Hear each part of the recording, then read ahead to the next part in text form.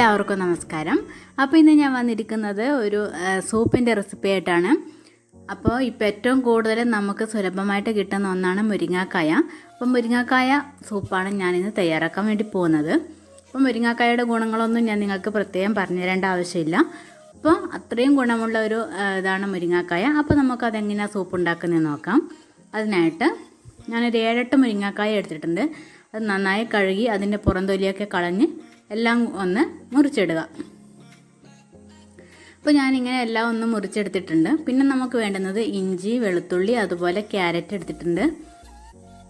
പിന്നെ നമുക്ക് തക്കാളി കൂടെ ആവശ്യമുണ്ട്. അപ്പോൾ ഇതെല്ലാം കൂടെ നമുക്കൊന്ന് കുക്കറിലേക്ക് ഇട്ട് കൊടുക്കാം. അതിലേക്ക് ഒരു തണ്ട് കറിവേപ്പില കൂടെ ചേർത്ത് കൊടുക്കാം. അതിനുശേഷം ആവശ്യത്തിന് മഞ്ഞൾപ്പൊടി ഇട്ട് കൊടുക്കാം. പിന്നെ ചേർക്കേണ്ടത് ഉപ്പാണ്. ഉപ്പ് ചേർത്ത് കൊടുക്കാം. പിന്നെ 1/4 ടീസ്പൂൺ ജീരകപ്പൊടി ചേർത്ത് കൊടുക്കാം. പിന്നെ നമുക്ക് വേണ്ടുന്നത് കുരുമുളക് പൊടിയാണ്. അപ്പോൾ ഉപ്പിൻ്റെയും കുരുമുളക് പൊടിയുടെയും ടേസ്റ്റ് കുറച്ച് മുന്നിട്ട് നിൽക്കുന്നതായിരിക്കും സൂപ്പിന് ഏറ്റവും കൂടുതൽ ടേസ്റ്റ് ഉണ്ടാവുക. പിന്നെ ചേർത്ത് കൊടുത്തത് മല്ലിയിലയാണ്. ഇനി ഇതിലേക്ക് നമുക്ക് 2 തക്കാളി കൂടെ ചേർത്ത് കൊടുക്കാം. അപ്പോൾ ഇത്രയും ചേർത്തതിന് ശേഷം ആവശ്യത്തിന് വെള്ളം ഒഴിച്ച് ഒരു 3 വിസിൽ വരുന്നവരെ നമുക്ക് വേവിച്ചെടുക്കാം.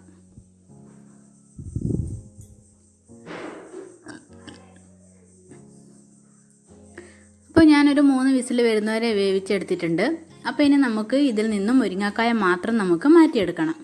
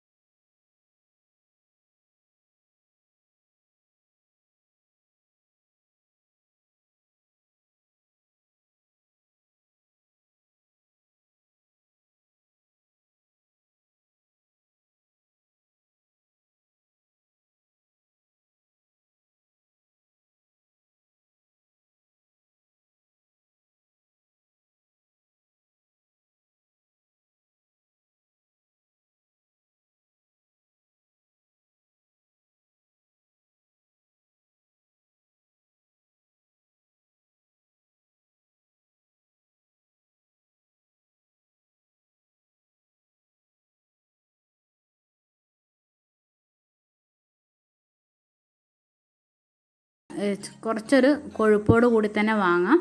അപ്പോൾ തീരെ കൊഴുപ്പില്ല എങ്കിൽ ഒരു ടീസ്പൂൺ കോൺഫ്ലവറുടെ കൂടെ ചേർത്തിട്ട് നിങ്ങൾക്കത് കൊഴുപ്പിച്ചെടുക്കാവുന്നേ ഉള്ളൂ. ഇത് വാങ്ങുന്ന ടൈമിൽ ഒരു ടീസ്പൂൺ മല്ലിയില കൂടെ ചേർത്തിട്ട് വാങ്ങാൻ ശ്രദ്ധിക്കുക. അപ്പം നമ്മുടെ സൂപ്പ് ഇവിടെ റെഡി ആയിട്ടുണ്ട്. അപ്പോൾ ഇതെല്ലാവരും ഒന്ന് ട്രൈ ചെയ്ത് നോക്കുക. കാരണം ഇപ്പോൾ എല്ലാവരുടെ വീടുകളിലും മുരിങ്ങാക്കായ കിട്ടുന്നതാണ്. അല്ലെങ്കിൽ നമുക്ക് ഈ ഒരു ടൈമിന് മുരിങ്ങാക്കായ വാങ്ങിയിട്ട് ഇതൊന്ന് ചെയ്ത് നോക്കാവുന്നതേ ഉള്ളൂ. അപ്പോൾ എൻ്റെ വീഡിയോ ഇഷ്ടമായാൽ സബ്സ്ക്രൈബ് ചെയ്യുക. സബ്സ്ക്രൈബ് ചെയ്യുമ്പോൾ അതിനടുത്തൊരു കുഞ്ഞ് ബെൽ ബട്ടൺ കാണും. അതും കൂടി ഒന്ന് ക്ലിക്ക് ചെയ്യുക. അതിൽ ഓൾ എന്ന ഓപ്ഷൻ സെലക്ട് ചെയ്യുക. എങ്കിൽ മാത്രമേ ഞാനിടുന്ന ഓരോ വീഡിയോസിൻ്റെയും നോട്ടിഫിക്കേഷൻ നിങ്ങളുടെ മൊബൈലിൽ ലഭിക്കുകയുള്ളൂ. അതുപോലെ ലൈക്ക് ചെയ്യാനും ഷെയർ ചെയ്യാനും മറന്നു പോകരുത്. അപ്പോൾ അടുത്ത നല്ലൊരു വീഡിയോ ആയിട്ട് വരുന്നതായിരിക്കും. അതുവരേക്കും ബൈ ബൈ. Thank you.